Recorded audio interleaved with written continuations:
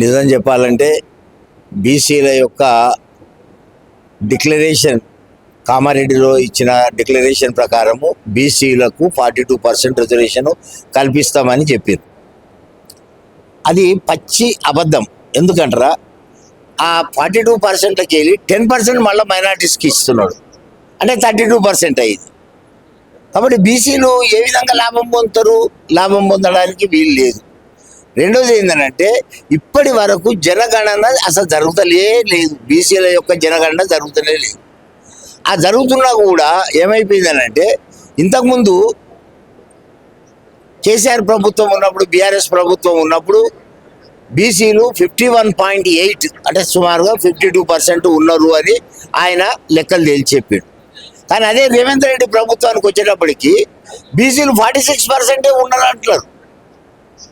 అంటే దానికి 10% యాడ్ చేయండి ముస్లింలను, అప్పుడు 56% అవుతుంది. అయితే ముస్లింలను ఎప్పుడు కూడా బీసీలు చేర్చడం, బీసీలు అంగీకరించము. దానివల్ల మా బీసీలకు చాలా నష్టం జరుగుతుంది.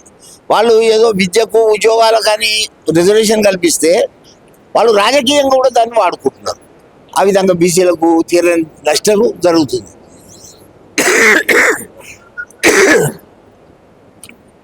తర్వాత ఈ కులగణన అనేది మొత్తము దాదాపు 29,000 బీసీ కులాలు దేశంలో ఉన్నాయి. అందులో 1800 బీసీ కులాలు అండర్ పావర్టీ లైన్ ఉన్నాయి, దిగువన దారిద్ర్య రేఖ దిగువగా ఉన్నాయి. దీనికి ఇన్ని ప్రభుత్వాలు కేంద్రంలో ఉన్నప్పటికీ కూడా వాళ్ళు ఎవరు పట్టించుకుంటలేరు. ఇప్పుడు కేంద్రం కూడా మేము 42% రిజర్వేషన్ ఆమోదిస్తాము అని చెప్తున్నారు. ఆమోదించండి, నాకు అభ్యంతరం లేదు. ఏ విధంగా ఆమోదిస్తారు? ఇప్పుడు మీరు మధ్యప్రదేశ్, మహారాష్ట్ర కూడా అక్కడ ముదిరాజులు ఎస్సీలు, అదే ముదిరాజులు ఇక్కడ బీసీలు, ఇక్కడ యాదవులు బీసీలు, అక్కడ పోతే ఎస్టీలు. మరి ఈ కులగణన ఈ విధంగా కులాల వారీగా రిజర్వేషన్లు ఏ విధంగా కల్పిస్తారు మీరు? కాబట్టి అది సాధ్యం కాదు. ఈ దేశంలో ఒక్కొక్క రాష్ట్రంలో ఒక్కొక్క కులము, ఒక్కొక్క కేటగిరీలో ఉన్నాయి. ఇప్పుడు వాస్తవానికి మీరు బీసీ సంఘాల ఐక్య వేదిక అన్నారు కదా, వాస్తవానికి అసలు బీసీ సంఘాల మధ్య ఐక్యత ఉందంటారా? సార్, బీసీలు ఏకశిలా సదృశ్యమైన వాళ్ళు. ఒకటే రాయి నుంచి మలచబడిన బుద్ధుని విగ్రహం ఎట్లయితే ఉన్నదో బీసీలు కూడా ఏకశిలా సదృశ్యమైన వాళ్ళే. బీసీల లోపల కొంత, ఇప్పుడు ఏ ఆర్గనైజేషన్ అయినా, ఏ ఉద్యమం అయినా, స్వాతంత్ర పోరాటం అయినా కొంతమంది ద్రోవులు ఉంటారు, కొంతమంది దేశం కోసం ప్రాణాలు అర్పించే వాళ్ళు ఉంటారు. కానీ ఇక్కడ బీసీలలో ఏమైపోయిందంటే, వాళ్ళ స్వార్థం కోసము మాత్రమే వాళ్ళు నేను ఎంపీ కావాలి, నేను ఎమ్మెల్సీ కావాలి, నేను ఎమ్మెల్యే కావాలి అనే ఒక ఉద్దేశంతో బీసీ ఉద్యమాలు నడుపుకుంటా బీసీ కార్డు మీద వాళ్ళు లాభం పొందుతున్నారు. బీసీ కుల సంఘాల ఐక్య వేదికలో అట్లాంటి ఛాన్స్ ఏం లేదు. మేము పెట్టి దాదాపు 10 ఏళ్ళు అయ్యింది. ఈ 10 ఏళ్ళ లోపల మా నుంచి ఒక్క కార్పొరేటర్ ఇవ్వాలని కూడా మేము అడగలేదు ఎక్కడ. కాబట్టి బీసీ కుల సంఘాల ఐక్య వేదిక మొదటి నుంచి కూడా అన్ని కులాల్లో మేము మన కాజా మ్యాన్షన్ హాల్ రోడ్ నెంబర్ 1లో ఒక సమావేశం పెట్టినాం బీసీ కుల సంఘాల ఐక్య వేదిక తరఫున. అక్కడ దాదాపు 130 మన బీసీ కులాలు ఉన్నట్టయితే దాంట్లో దాదాపు 30 కులాలతో, అంటే 3 భాగాలు చేసి 30 కులాలతోటి ఒక సమావేశం పెట్టడం జరిగింది. ఆ విధంగా కులాలను ఐక్యం చేయడము, కుల సంఘాలను ఐక్యం చేయడము ద్వారా మనం ఏదైనా ప్రగతి సాధించాలనే ఉద్దేశంతో మనం ప్రయత్నం చేస్తున్నాం. ఓకే, అసలు వాస్తవాన్ని చూసినట్లయితే అటేపు చూసుకుంటేనేమో కాంగ్రెస్ వాళ్ళు డప్పు కొడుతూ ఉన్నారు, మేమే చేసినాం, మా వల్లనే వచ్చిందని చెప్పేసి. ఇటేపు ఏమో బీజేపీ వాళ్ళు పైనుంచి మాతోనే సాధ్యం ఉంది, మేమే ఇచ్చినాం అన్నట్లు. మరి అసలు వాస్తవానికి వచ్చినట్టయితే పెద్దపీట ఏ పార్టీ చేసినట్లు, ఏ ప్రభుత్వం చేసినట్లు? రాష్ట్ర ప్రభుత్వమా లేకుంటే కేంద్ర ప్రభుత్వమా? సార్, ఇది చాలా క్లిష్టమైన ప్రశ్న అడుగుతున్నారు.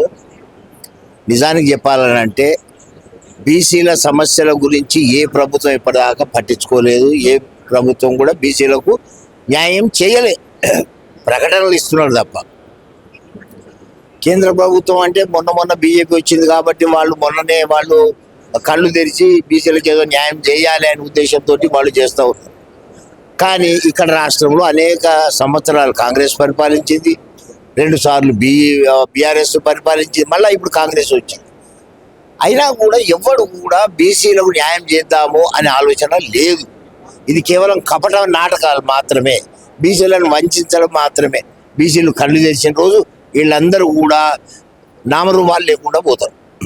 ఇప్పుడు మీరు అన్నట్లు 60% ఉన్నటువంటి బీసీలకు ఏ విధమైన అన్యాయం జరుగుతూ ఉంది, మరి ఈ ప్రభుత్వంలో కానీ గత ప్రభుత్వంలో కానీ అంటే ఏం చెప్తారు? ఇప్పుడు చెప్పిన కదా సార్ ఇంతకుముందు, ఇప్పుడు విద్యార్థుల విషయానికి వస్తే ఫీజు రీఎంబర్స్మెంట్లో ఎస్సీ ఎస్టీలకేమో అన్కండిషనల్గా ఫీజు రీఎంబర్స్ చేస్తున్నాడు, కానీ బీసీలకి 85% మన మార్కులు ఉండాలంట. అది ఎందుకు అన్యాయం కదా? అట్లే ఎస్సీ ఎస్టీలకు సప్లైన్ యాక్ట్ ఉంది, ఆ సప్లైన్ యాక్ట్ ద్వారా 25,000 కోట్లు వాళ్ళకు వస్తాయి. మరి బీసీలకు సప్లైన్ యాక్ట్ ఎందుకు ఇంప్లిమెంట్ చేయరు?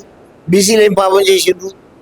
సో ఈ విధంగా ఎక్కడ పడితే అక్కడ వేరియేషన్ ఉన్నది. తర్వాత బీసీ కార్పొరేషన్ అని పెట్టి దాంట్లో నిధులు ఉండవు. బ్యాంకులకు లోన్లు ఇస్తున్నట్టు బ్యాంకుల దగ్గర పోతే వాళ్ళు లోన్ ఇయ్యడు. ఈ విధంగా బీసీలను మోసం చేస్తున్నారు, బీసీలకు అన్యాయం జరుగుతూనే ఉన్నది. ఇప్పుడు అదే విధంగా మీరు చూసుకున్నట్లయితే మీరు రాష్ట్ర నాయకులుగా ఉండి ఇప్పుడు బీసీలకు జరిగేటటువంటి బీసీలకు వచ్చేటటువంటి ప్రయోజనాల గురించి కానీ వాళ్ళకి చేరేటటువంటి లబ్ధి గురించి కానీ మరి రాష్ట్ర నాయకులుగా ఉన్న అవగాహన కలిగించే విధంగా మరి ఇప్పటివరకు ఏమన్నా కార్యాచరణ చేశారా? మేము అవగాహన కల్పించడానికి అనేక సమావేశాలు పెట్టినాము. దాంట్లో వాళ్ళకి చెప్పినాము, మీరు బీసీ కార్పొరేషన్ సంప్రదించండి. బీసీ కార్పొరేషన్ నిధులు లేకుంటే మేము అక్కడ ధర్నా చేసినాం మా సబ్ ట్యాంక్లో. బ్యాంకుల దగ్గరికి వెళ్ళండి, బ్యాంకుల నుంచి బ్యాంకు కేంద్ర ప్రభుత్వం రుణాలు ఉన్నాయి, ఆ కేంద్ర ప్రభుత్వం రుణాలు కావాలని అడగండి. వాళ్ళు ఇవ్వకుంటే అక్కడ ధర్నా చేయండి. ఆ విధంగా కొంత అవేర్నెస్ అయితే క్రియేట్ చేస్తూ వస్తున్నాం. మా ప్రయత్నం మేము చిన్న సంస్థ, ఆ విధంగా చేసుకుంటూ వస్తున్నాం. ఎక్కడ మన గ్రామ స్థాయిలో పోతున్నా గ్రామ స్థాయి వరకు మేము పోలేదండి. ఇప్పటి వరకు కేవలం డివిజన్. అంటే ఎందుకు పోలేదు అని అంటే డ్యూ టు ల్యాక్ ఆఫ్ కార్యకర్తల యొక్క ఆ బలం ఉండాలి. ఆ బలంతో మనము ఊళ్ళల్లో మండలాల్లో తిరగలం. కానీ ఇప్పటి వరకు అయితే మేము టౌన్లలో సిటీలలో మాత్రమే ఈ కార్యక్రమాలు నిర్వహిస్తున్నాం. ఇప్పుడు గ్రామ స్థాయిలో ఉన్నటువంటి వ్యక్తులు బీసీలు కాదంట.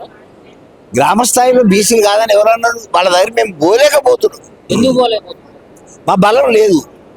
మా బలం పెంచుకున్నాక తప్పకుండా మండల లెవెల్లో గ్రామ లెవెల్లో పోతాము, వాళ్ళకు కూడా అవగాహన కల్పిస్తాము, బీసీలందరినీ ఏకం చేస్తాము, ఉద్యమం చేస్తాము, వాళ్ళ యొక్క హక్కులు వాళ్ళకు కలిగేలాగా ప్రయత్నం చేస్తాం. ఇప్పుడు మరి ఈ సిగ్నేచర్ స్టూడియోస్ వేదిక ద్వారా మరి మీరు బీసీల గురించి మరి ఏం చెప్పదలుచుకున్నారు ఫైనల్గా? బీసీలు అందరూ కూడా స్వార్థమైన నాయకులను కాకుండా నిస్వార్థ నాయకులను ఎంచుకొని వాళ్ళ అడుగుజాడలు నడిచి వాళ్ళ ఆదేశాలను పాటిస్తూ వాళ్ళు బీసీల కోసం ఏదైతే న్యాయబద్ధమైన కోరికలు కోరుతున్నారో అవన్నీ కూడా ఫలించేటట్టు అందరూ సహకరించాలి. అందరూ కూడా బీసీలు తక్కువ కాదు, వాళ్ళ బీసీలు ఏ లెవెల్లో చూసినా కూడా తక్కువ కాదు బీసీల.